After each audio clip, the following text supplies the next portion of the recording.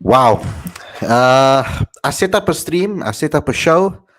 A specific show was so planned. It was planned from the beginning, like of the day already. It was planned already last night, actually, to be honest with you.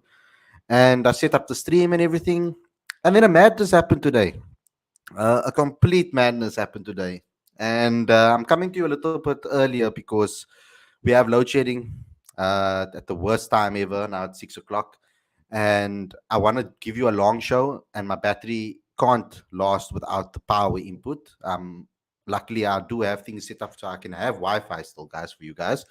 But yeah, I'm gonna try my best to do a long as possible show because it's an opportunity for you guys to call in and talk to us about the topic that is obviously on the screen. But we're gonna start off the show a little bit differently because of something that happened today that blew all of our minds. So let's get straight into today's video. But before I start with everything and I throw everything into the mix, please subscribe to the channel. Please click that notification bell for all future videos, please. What I need you guys to also do is to get involved with a Patreon account, please. This is how you get involved with us to help promote and help grow South African cricket. So become a Patreon today. By the link is on the screen as well as in the description. And also download the latest issue of Cricket Fanatics magazine monthly. Every issue is 100% free, straight to your inbox every month. The link is on the screen as well as in the description. The latest magazine issue, is this one right here with KG Rabada on the front cover. Please download it. There's a lot of insight into there. Even if the World Cup has started already, there's still a lot of insight that you can learn from in this particular issue. So please go ahead and download that when you have the time. As I said before, this is a call-in show for the fans to call in and talk about anything that they want to today with regards to cricket. I know there's a lot of things we want to speak about besides obviously the topic at hand, which is the aftermath after South Africa versus India. There's a video clip that's going viral currently online of ours about the debate between Temba, Bavuma, and that whole thing from last night's show. So please go follow it and share it as many times as possible to all your friends and family. Without further ado, guys, let's get straight into today's show. It's the Daily Show. The topic on screen is not the only thing we speak about on the Daily Show. Remember that, guys. The Daily Show is about all the up and coming news. So let's get straight into it and talk about everything that has happened today. A lot to speak about.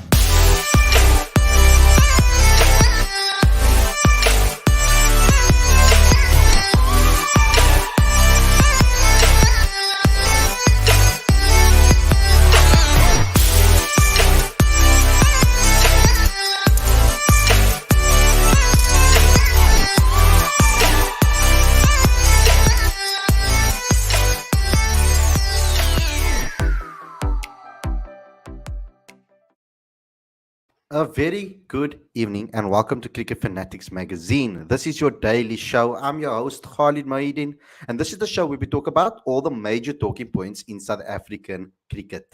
Now, let's start off this show with a bang. Dewald Brevis. Dewald Brevis. Baby, AB, whatever you want to call him, did a madness today. A complete madness. Now, I'm going to share the post with you that we created about the particular innings. There's a lot in it that you guys can get the various different things from this particular story. It's not only just necessarily only it is not only, let me just put this up on the screen quickly. It's not only written content, there's also video content within the story for you guys to look. But Dewald Brevis broke a T20 record in South Africa and quite a few records in South Africa in this particular game. So I'm going to read out Ongama's piece, which speaks about everything. Dewald Brevis fell 13 runs shy from breaking Chris Gale's long-standing record T20 score of 175. This 162 is now the highest score by a South African in T20 cricket. Brevis stormed his way to a magnificent 162 of just 57 deliveries against the Knights in the CSA T20 Challenge. This is what AB de Villiers had to say on Twitter. Dewald Brevis, no need to say more. The 19-year-old, I'm going to bring on Werner as well one time so that we can also speak about this because it was a complete madness that happened today. We obviously witnessed it. I'm just reading out the story to give people insight.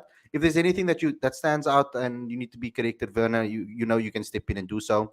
The 19-year-old batter struck 13 sixes and many fours on his way to breaking Peter Malan's 141 not out for Western Province. Now, this is a particular stat that I want to explain to you because that particular stat, Peter Malan's on the list, but it was a semi-pro game. There was another game that is considered franchise cricket or local cricket, domestic cricket, franchise cricket.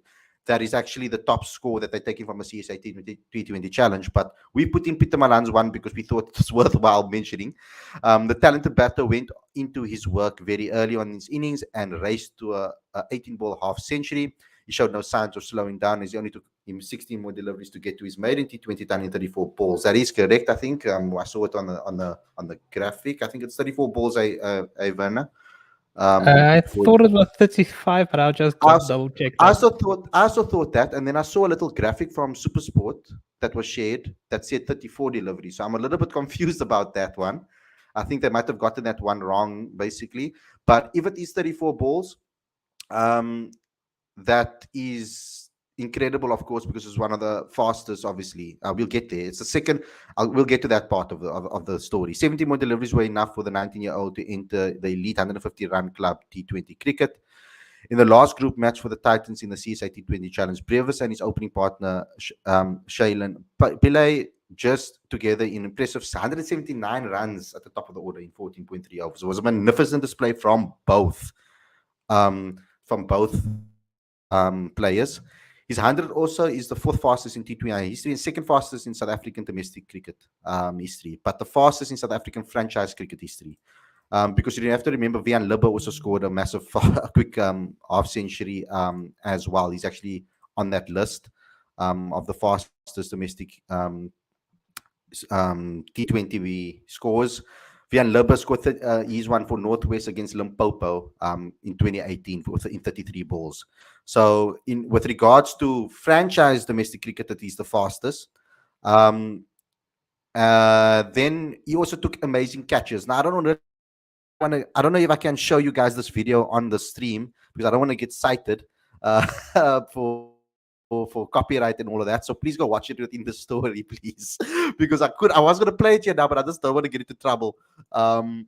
So then the pair was also instrumental into leading the Titans in a mammoth 271 runs with a loss of 3 wickets. Not only did Brevis break individual scores, but he also helped the Titans smash the highest T20 total by a South African domestic team. Now, this is the scorecard. I have also uploaded it on here as well for you guys to see a little bit clearer than on the actual screen. So I'm going to put it up on the screen right now. Brevis 162 of 57 deliveries, and you can see Pillay over there 52 of 45. Ferreira came in, did a madness 233 of 15, and they ended up with 271 for 3 in that particular game. Let's move on a little bit further. And then the timing is perfect for Brevis the national team is in search of an opening batter for the future. In the only second South African domestic T20 competition, the youngster has shown that he is a cut above the rest. Is he next in line in the opening gig after Temba, Bavuma, and Riza Hendricks? So we've got the videos within there so that you guys can have a look. This is what the record breakers on domestic CSA site said. It's the highest domestic T20 score, the fastest domestic century, and the third highest score of all time, according so that's the craziness of this particular innings. I watched it; it was phenomenal. But Van, I want to get your thoughts, bro. What was that to experience that? Yeah, it was absolute madness. I just checked; it is 35 deliveries that it took him. But yeah, it was absolutely crazy. He just kept pumping them out of the ground. I mean, the whole match was crazy. It was over 500 runs in the match, which is also a record in any T20s in the history of the game. It's the first time ever more than 500 runs has been scored in a match, which is crazy in itself. It was 36 sixes or something, also the second most ever. It was just bonkers from the start. I think Dewald Brevis, I think the great thing is it wasn't reckless batting. I mean, he batted extremely quickly, but he kept his shape very well throughout. He kept his head down. He still took a few singles in between, even though he scored most of his runs and boundaries. but yeah, I think this will do his confidence. Obviously, he's a confident individual, and he always talks about playing positively and good. But I think having this first century under the belt is going to do his confidence to all of good. Now people can.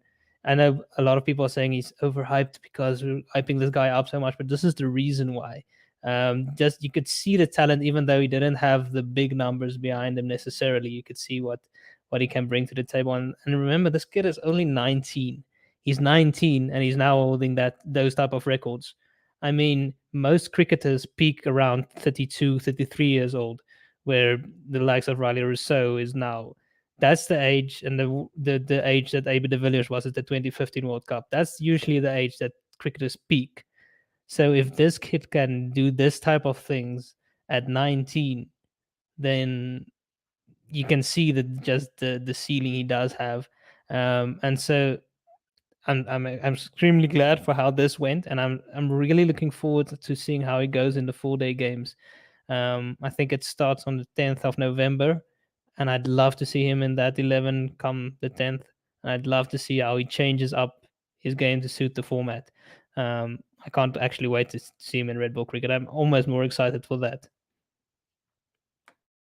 Yeah, of course, and I think it will develop his. The craziness about this whole situation is that he's 19 years old. He's done what he's done. He got very close to Chris Gale's record. He broke so many players' records, Brendan McCullum and all these guys. And then you're sitting here with a 19-year-old that must still play first class cricket, and his game can still improve. That's the craziness about this. I think it's insane what he did today. But yeah, let's move on from Brevis. I'm going to be trying to get try my best to get an interview with him. I did message him, but his phone is obviously going to be off. And there was a press conference with him. We will release that story, and when it is sent to me, and then I'll put it up on the site so you guys can see what he had to say after the game. But I would prefer obviously having an exclusive interview with him to get some other insight from him that I can get. But yeah, I think this is the aftermath. And I think this is the perfect time for Brevis to do what he's done because it gives us a topic of discussion. But I think what I'm going to do over here, guys, and here's Emily to join us too. Hello, Ems. Hello. Okay, so what are we going to do over here is I'm going to play some videos from one of our friends from Australia. Of course, he's a Proteas Australian fan, of course, and I think actually an Australian Proteas fan. That's what I was supposed to say. He sent us a couple of clips. Now you guys need to get used to this because there's a lot of guys from overseas that support the Proteas, and their time zones just don't fit with the daily show. So a lot of them can't come to the show, and they get really upset. Nazir is with us too. Welcome to the show, buddy. Can I first, before we move on, can I get your thoughts on Brevis quickly? Because it was a complete madness today. Emily, let's go first with you, and then we can go to Nazir. Well, obviously I didn't watch it, but Yeah. I saw the scorecard. And I was like, what? I was very surprised because I saw someone. I think they said like his first 50 was of like 17 balls, and then 18 and 18. So I was like, that is insane. Like to keep that momentum throughout the whole innings is crazy. So yeah, I'd love to have seen it, but I'll try to catch highlights somewhere.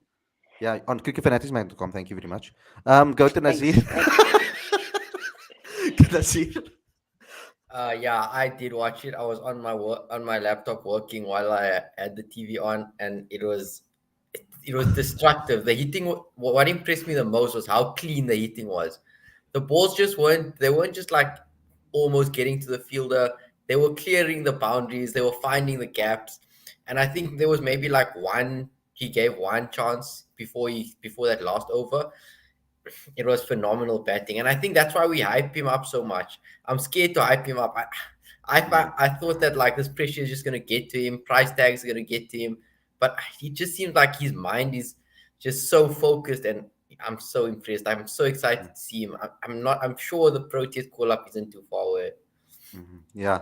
So, guys, like I said, I'm waiting on a response from him so I can try to get him on a show, and maybe tomorrow. I hoped that it would be tonight and he could have joined us all, but I think obviously after 162, he's going to have to put his feet up and maybe take an ice bath.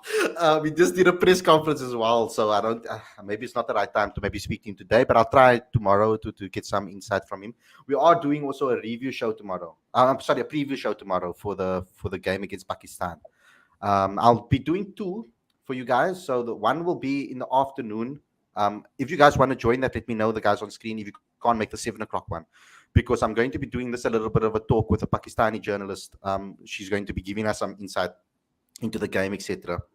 So I want to get her thoughts, and she can't make it because obviously of the time zones, etc. In the country at the 7 o'clock show. So we're still gonna do the normal 7 o'clock show with, I'm hoping, with Werner and all the guys that are on screen here as well, all the people that are on screen here as well. But let's move on. Okay, so we're gonna start off with the clips. So we're gonna be doing this like I was explaining. I'm going to get guys from the overseas, the guys that are also part of the podcast and come on the shows, to send in little clips.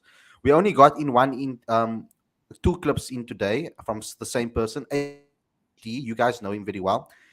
He's dealing with a couple of issues in this particular thing. Now, let me just get it right. I don't want to quote him wrong, and then he messages me tomorrow and tells me XYZ. So let me just get it right. So he deals with 3 different points over here. Where did it disappear to now? Now it's gone. Okay, never mind. I can't find it now. Unless did he post it in the group, guys? I don't even remember if he posted it in the group now or not. Don't think so. Okay, so basically he speaks about Bavuma, he speaks about the Proteas, etc., and what he thinks they should do, etc., and all of those type of things. So yeah, let me play his video for you, and then we can rebuttal it, guys. That's how we start. We can maybe start off the conversation with this one. So it's quite long. It's about 6 minutes, and then another 2-minute video. So just bear with me. Hey, Khalid. Thought I'd add my 3 points that I think are important to chat about. Firstly, amazing win by South Africa against India. They were just better. I think really caught India off guard in that game, which is, not easy to do. So that's a fantastic result for South Africa, I think, overall. And, gives the other teams a bit of hope against when they come up against India, or teams of that sort of power, that they are beatable and that they're not, completely unstoppable. It's not impossible to get Kohli, Sharma, Rahul out quite cheaply and quite early, and then you kind of see what the rest of their squad can do. And aside from Surya Kumar, there wasn't really much in that. So the 3 points that I want to chat about, that I'd like to raise. So I caught the last show, and it's a great debate around Temba Bavuma. So I won't carry on too much about it, but it's only appropriate that we start with that point. I heard all the points, counterpoints. Very interesting. I think Lorenzo's point of view is it's quite passionate. It's quite aggressive in the sense that it's got to be performance based. I completely understand that. And then Shepo, I hope I'm getting that pronunciation correct. His point of view was more like, well, we are winning, so we can afford a passenger, and based on captaincy skills. I think my point of view is that no team worth their salt carries passengers, right? And we can draw examples of when teams have won World Cups before, won series, and they carried a passenger. Yeah, that can occur, but that's not what you want to happen, or that's not the kind of, that if we're looking at it, right, if we really break this down, Temba Bavuma's in the team not to captain the side with bowling changes and fielding positions. He got the position as captain because he has an ability to score runs. There's no kid that's 12, 13 years old that's getting picked in the firsts because they're amazing captain, but they don't score runs or they don't take wickets. So I think that's, it's a fascinating thing. I personally, I said to you on the last time I was on, he should play the whole tournament. South Africa made their bed by selecting him as the captain. And for this tournament, I want to call out the performance in England, the T20s. South Africa scored, I think, 190 plus every single game. Reza Hendricks belted the ball, and they won that series without Temba Bavuma. So I don't think the winning aspect of this team is really down to Temba's captaincy, But that's going to lead nicely into my second point, which I'll get to in a second. But overall, I think Temba should play out the whole series because you can't change the captain now. You can't drop him now. Just play it out. But the thing that could come back to haunt South Africa is that it's all good now in the group stages when the team's winning. But what happens when it's a semi and Quinton goes early, Rousseau goes early, Miller fails, and it's Temba there to carry the team, and he's on 15 off 25 balls, trying these shots outside off, walking over into the past the off stump. That's where it could come back to bite South Africa. This passenger allowance. But overall, I really like Temba Bavuma. I think he's a character, and he brings a level of calm, and that leads to. Yeah, he brings a level of calm. And then there was a second part that I'm just going to play for you guys right now, but we can play that next. What you guys want to make any points on that? I didn't give you guys a chance. That debate between everybody's kind of doing the rounds now, especially on Facebook. People are going mad. That's great. I feel a little bit like Nazir, when we get 80,000 views on a video. So what's your thoughts on that, Werner? I want to get your thoughts on this because there's obviously a debate, captaincy, playing, and all of that type of things. Yeah, so in all honesty, I think captaincy in T20s in particular doesn't play that huge of a role.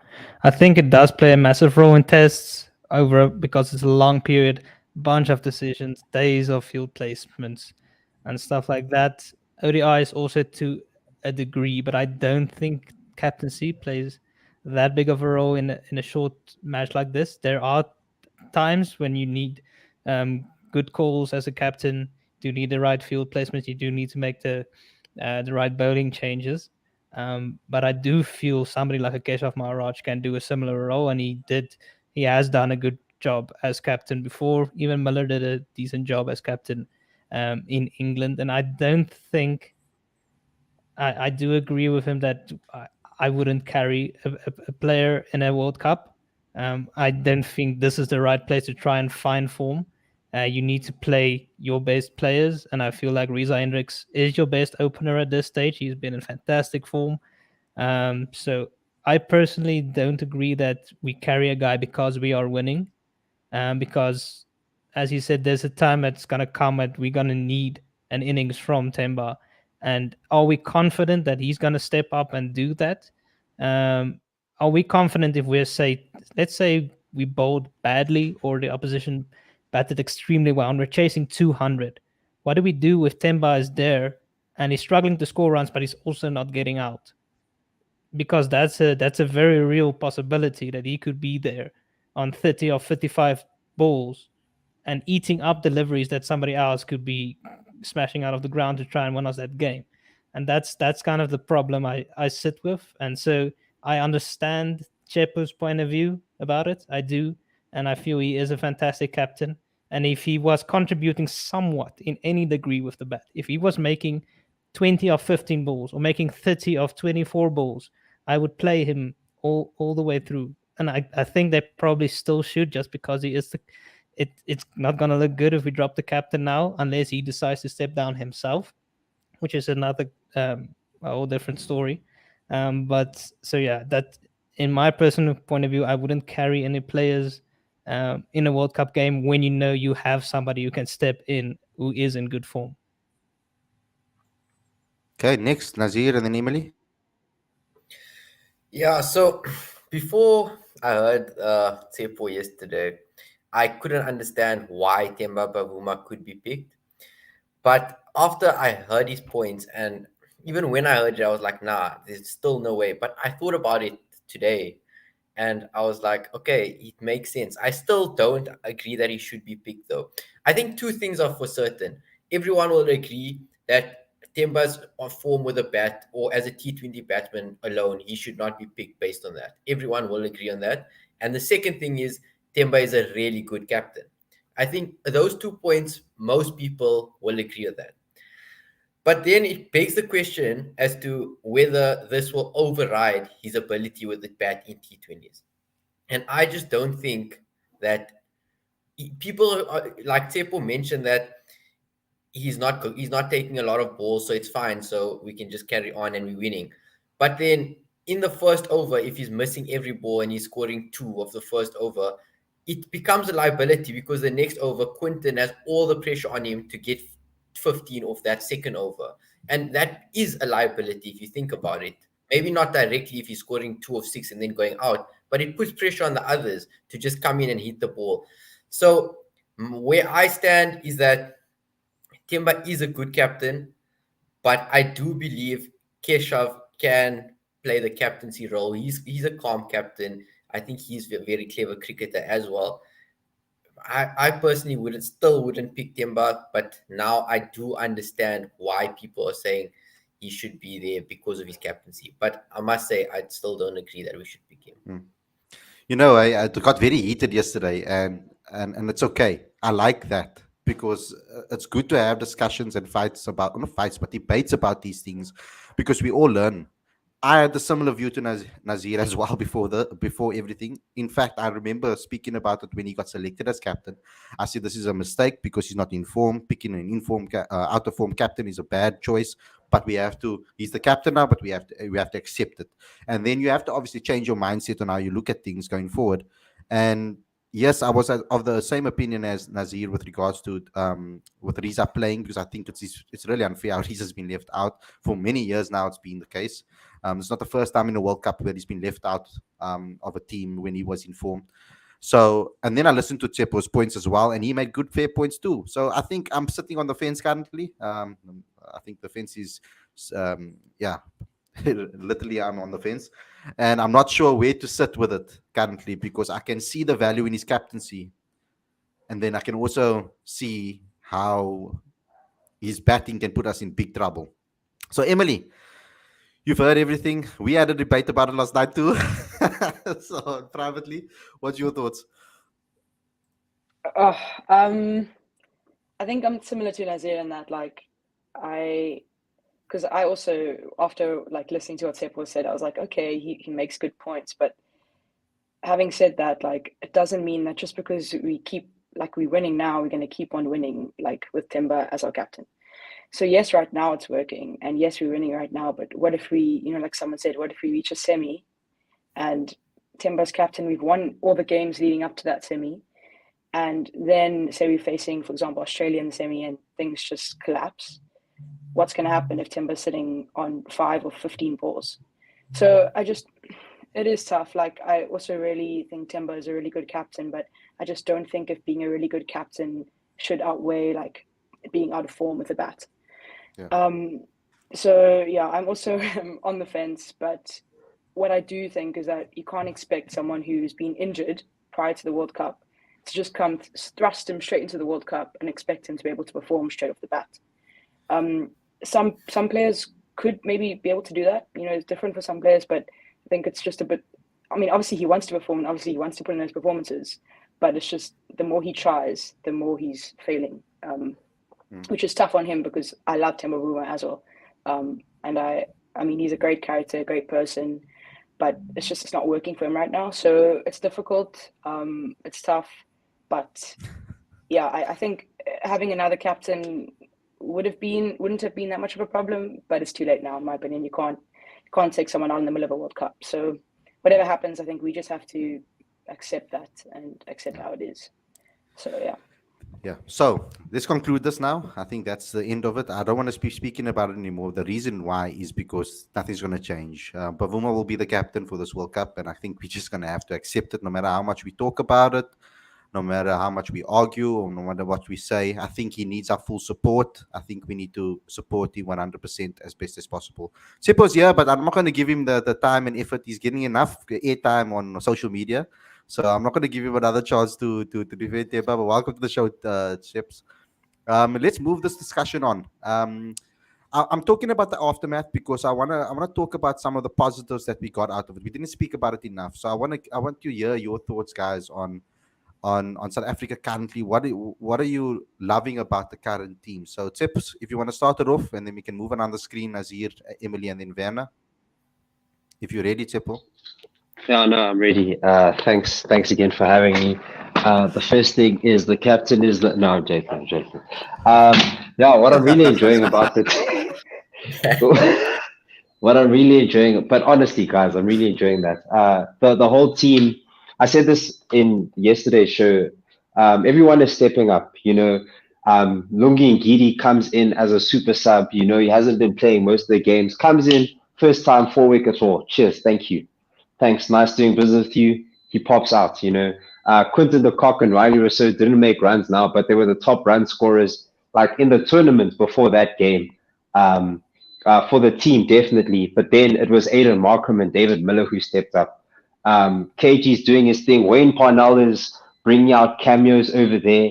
Like, as much as Temba Bavuma is a passenger with the batting, Tristan Stubbs also really didn't get off, basically, chilling there doing fielding. But everybody is picking up their slack. Everybody is stepping up. And it's not a team of one hero is going to take us over. It's going to be this guy that does it. It could be anyone. Quinton de Kock could win the final for us. Riley Rousseau could win the final. David Miller could win the final. I mean, Heinrich Klaassen is sitting bench. He's also had a fantastic time. Like, if Quinton de Kock gets injured, for example, or Temba Bavuma gets injured, Reza Hendricks comes out of nowhere, and he's ready to step up. And yeah, I just feels like the team is like a very mature team. The team has covered a lot of its bases in terms of admin as well. I just feel so good. It just feels good. There's a lot to feel good about with this team in all departments. So yeah, I don't really have anything much to complain about, really. If I'm nitpicking, then yeah. Okay, let's move. Nazir. Yeah, what I'm most impressed with and what I like the most so far about this team is the intent they've shown. I think in the past we've had teams where if we lose 2 early wickets, we consolidate for 5 overs and then we just say, let's take it as deep as possible and try to hit the ball out the park for the last 2 overs, which has worked sometimes. But I think now we've changed our mindset in that if things are not going our way, we might block a few balls, but we're going to come out firing after that. Like yesterday against India, after that drinks break, everything just changed.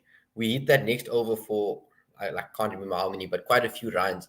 And I think the intent we show is where the modern game is going. Like, for example, Pakistan, I think Pakistan, the way they're playing now is how we have been playing in World Cups previously, especially in, well, obviously limited overs. So that's what I'm most impressed about is the intent we've shown, especially with the bat. And then secondly is in the field, we've also picked up the intensity. I can't remember of a drop catch so far in this World Cup, and I hope it stays that way. And please, no run-outs. That would be great.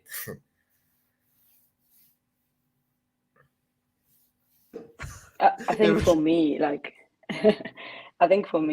this team just really looks up for it. Like, they look like they're up for this World Cup. And like what Nazir is saying, like, the intent is so much better. Like they look like they're here for it. And I've just been really impressed with the execution, like in all departments, in the batting, the bowling, and the fielding, of course, because obviously fielding is so important. Like, I mean, yesterday, KG took like 3 outstanding catches.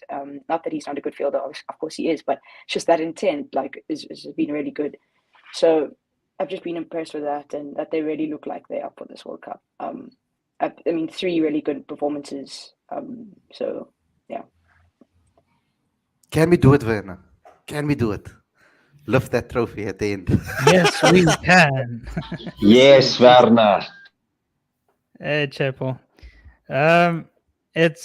We definitely can, and I do believe we do have the team to do that, and it's great just that we have a lot of people we can depend on. It's a lot of times in the past you would say we need AB to fire here, or we need Faf to do this here, otherwise we're gonna struggle. This lineup really has a bunch of match winners, and we, as as you guys said, it's a lot more of a positive intent. I think the addition of Riley and Stubbs brings that type of energy, that type of we can hit the ball to the boundary at any stage. I know Stubbs hasn't had the greatest of times of late. He hasn't made match-winning innings, but you can see the sort of intent he comes within. First ball reverse sweeps for 4, or second ball he pulls it for 4 off the best bowler of India in the game. And I would back a guy like that because number 6 is a difficult position to come in because you need to hit the ground running from the get-go. It's not. You could say bring in Heinrich Klaassen, but I think we've had this discussion before of if you bring him in, they're going to bat him ahead of Miller. Then Miller's again going to bat at 6, and we don't want that. We want Miller to have the most number of balls in the innings or a lot more. And you can't bat Klaassen at 6 because he takes a while to get going. So I think I know there's a lot of debate about it going around, but I would back Stubbs at 6 still. I don't think we should now, because he's had a couple of low scores and not have a big impact, say that now, okay, no, we need to swap him out because that is a very specialized type of position. A guy who can hit the boundary from the first ball is a very difficult job, but we've seen that he has the ability to do that. But it's just great to see all the options we have. The fact that we have guys sitting on the bench that we know can win us games when they come in is such a great luxury to have because we haven't had that in the past. We say, oh, if this guy gets injured, then we're going to have issues. Then we don't have the type of guy to replace him and we're going to struggle. But now we have guys that can come in for almost every position. I think that's a fantastic luxury to have. It's great to have Lungi and Giri come in and take 4 wickets. And then in the previous game, you had Henrik Nokia, who hasn't had the best of years. He took 4 wickets. KG has been going a bit under the radar. He hasn't picked up a lot of wickets, but he's been fairly economical. He might go ahead and pick up a bunch of wickets in the next match. So it's just great, the all-round contributors we have. I think also we have to take into consideration the fact that he hasn't necessarily always come into the innings necessarily that he's in a number 6 specialty position kind of way. When you're sitting in the situation, you've got runs and you need to take yourself to an awesome target and he needs to go out there and just smack the ball. He's had to play a little bit more sensibly, especially in Perth. He had to play a little bit slower, and I think he started it off well, giving Miller the strike, and then he tried a reverse sweep, which he wasn't. And I think he's gaining valuable experience in the middle of a year in the World Cup. I think this is going to be amazing experience for him. I suggested perhaps maybe that for the game against the Netherlands, we could, if we beat Pakistan, of course, that's very important. First and foremost, we need the freedom to be able to have freedom of choice in the Netherlands game. That maybe he could come up with an order in the Netherlands game, perhaps to get some more game time under his belt and to play some cricket against the Netherlands. I don't think it would be a massive risk actually to do that in that game. But what's your thoughts on that going into the next game? I know we're going to do a preview show tomorrow of everything that has to do with this, with the match between between South Africa and Pakistan. But I want to get your small little thoughts to end off. I'm sorry that we're giving you such a short show. I can't go long because of load shedding, so my laptop doesn't have any battery, so it's going to kill me. It dies so quickly if it's not plugged in. So anyway, then I want to get your thoughts on going into the Pakistan series, and then I want to get some thoughts of Nazir, and then Emily, and then Seppo. Remember the order, guys, because I forget it. Luckily, it's not a whole series; it's just a one-off match. But it's obviously another crucial one for us. It's not a do or die, but it'll be great. You want to keep that confidence going, that momentum going. It won't help us now losing a match and then trying to make then suddenly the Netherlands game becomes a lot more important than it should be. So important that obviously we win that game, win it well. Pakistan are going to come hard at us because it's a do or die for them. And they are fantastic bowlers, especially their pace bowlers. They all use the wicket very well, even though it is at the SEG. So I think that's going to be an interesting discussion whether we bring in Shamsi again, because we're going back to the SEG where they brought him in the previous game.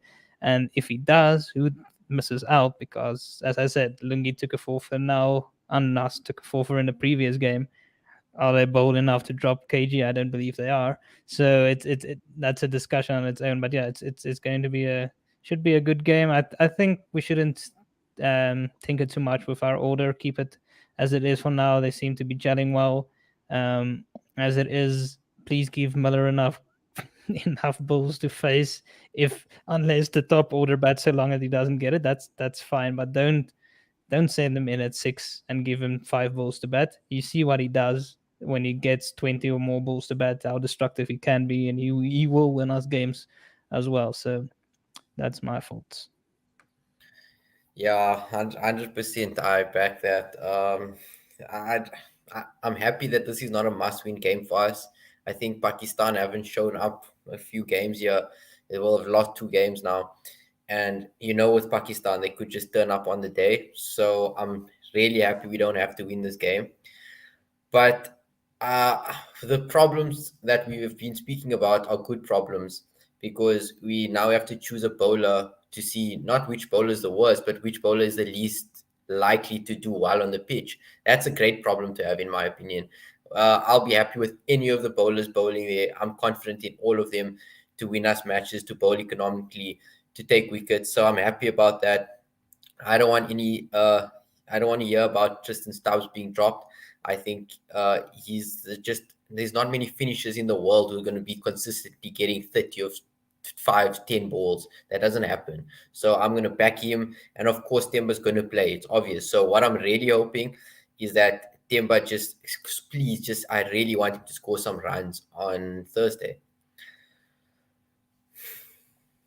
Yeah, I mean, there's no reason why we shouldn't win if we keep playing the way we've been playing. I just think, obviously, again, execution is going to be very important. And I agree with Van in that Pakistan, I mean, they haven't shown up yet, and they're going to be wanting to show up. So I feel like they're going to come hard at us, and they're going to come out firing. I mean, that top order hasn't really fired as yet. So yeah, I think they're going to come out. They're going to try and really win the game. So I think for us, just execution is the most important. And obviously, like we were saying earlier, different people chipping in and at crucial times. So, but yeah, obviously we all have to see Temba get runs. So let's hope that happens. Yeah, I think first things first for me, I'm glad that after 3 games, I'm not the team that's out here trying to do calculations, hoping that Netherlands beats this team at this time of the evening, just in case. Yeah, we've been talking about nice problems to have, and that's exactly what we have now. We're like in a fantastic space. Like, I genuinely believe that we can and should win this tournament. We've ticked all the right boxes. There's very little to complain about. So yeah, like all I can really say is, this whole campaign has been a great one to watch, and I just hope that it keeps becoming a spectacle. The bowling's been fantastic, the batting's been fantastic, so the fielding has been fantastic. It's just been great cricket all round. So yeah, long may it continue. Keep it going, guys. Yeah, and I think I'm going to end it there. We will have another show tomorrow. We'll have a couple of shows tomorrow, actually, I'm hoping. But let's see how it goes. It's about how much time I can find within the day. I hope no one, unless someone does a madness again tomorrow in a T20 challenge match or something, or somewhere in the world of cricket, the South African is doing something. So we'll have to change things around. But I'm going to try to bring you guys, I think it's about 12 o'clock, 12:30. It will be a preview show with someone from Pakistan, a journalist from Pakistan. And then we'll do the 7 o'clock daily show again, which will also be like a preview, official preview. So I'm hoping that everybody's available for that too. But guys, thanks a lot for tuning in. I hope you guys enjoyed the episode. Thanks to everybody on the panel that joined us as well. I'm sorry that it's a little bit shorter than normal. We'll make it up. We'll try and make it up for it tomorrow. And I'll be plugged in if it's no load shedding again. South Africa, this makes it very hard to us to make content.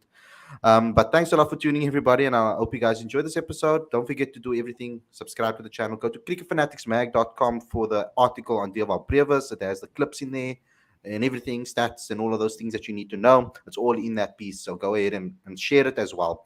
Thanks a lot for watching, everybody, and we'll see you guys again tomorrow with some more shows. Take care and peace and enjoy your evening.